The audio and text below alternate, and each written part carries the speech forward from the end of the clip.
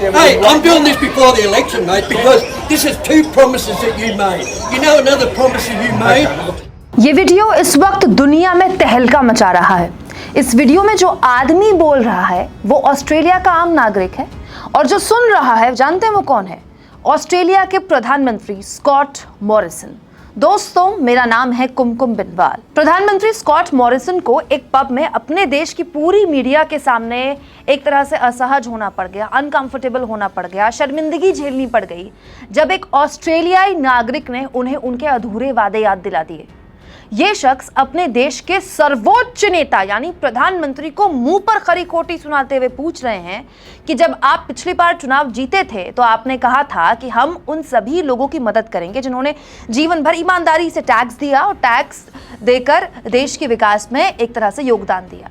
मैंने भी जिंदगी भर काम किया है और टैक्स दिया है। आज मेरे जैसे विकलांग बुजुर्ग पेंशनधारी की पेंशन में पाबंदी आपकी सरकार ने क्यों लगाई? ऑस्ट्रेलिया का यह आम नागरिक सरेआम देश की मीडिया के आगे देश के प्रधानमंत्री से उनके अधूरे वादों पर सवाल पूछता रहा और जवाब में जानते हैं ऑस्ट्रेलिया के प्रधानमंत्री स्कॉट मॉरिसन ने क्या कहा? कुछ नहीं, चुपचाप सुनते रहे।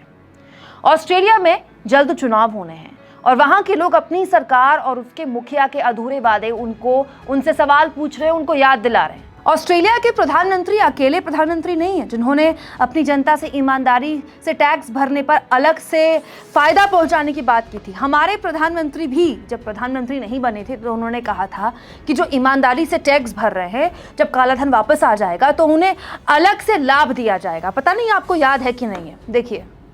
लेकिन जो ईमानदारी से टैक्स भरता है उसकी कोई परवाह नहीं है और इसलिए हमारा निर्णय है कि विदेश से जो काला धन वापस लाएंगे उसमें से कुछ परसेंटेज ये जो रेगुलर सैलरी वाले लोग इनकम टैक्स भरते हैं ना उनको इनाम के रूप में वापस देंगे।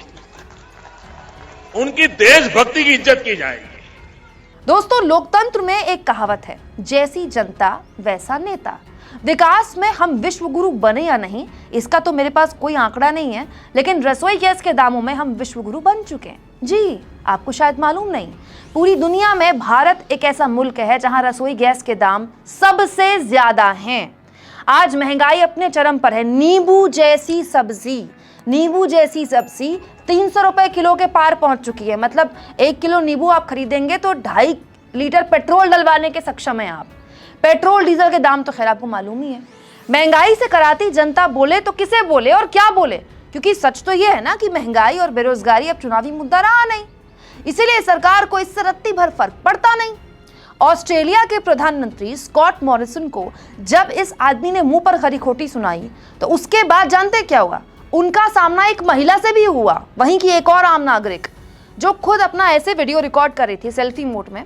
महिला ने मॉरिसन के साथ फोटो का पोज देते हुए उनसे कहा, अब तक के सबसे खराब प्रधानमंत्री बनने के लिए आपका शुक्रिया। ये सब कुछ हुआ है वहां। और जवाब में प्रधानमंत्री ने पता है क्या कहा? कुछ नहीं, मुस्कुराते हुए शुक्रिया कहा और चल दिए। हम दुनिया के सबसे बड़े लोकतंत्र होने का दम तो भरते हैं, लेकिन क्या हम कभी अपने पीएम से ऐसे आमना सामना होने की उम्मीद कर सकते हैं?